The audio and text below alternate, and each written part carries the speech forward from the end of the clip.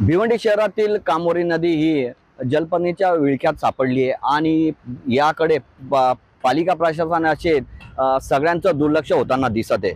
भिवंडी तालुक्यातील ग्रामीण भागात वाहत असलेली भिवंडी शहराच्या सीमेवर वाहणारी कामोरी नदी सध्या जलपर्णीच्या विळख्यात सापडली आहे।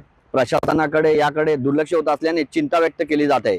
भिवंडी महानगरपालिकेच्या सीमेवर वाहत येताना यापुढे खाडीत रूपांतर होऊन वसई खाडीत विसावते, परंतु सध्या शेलार येथील नदीच्या पात्रात जलपर्णीचा विळखा पडला आहे, ज्यामुळे नदी पात्रातील जलचल व जलस्रोत नामशेद होण्याच्या मार्गावर आहेत।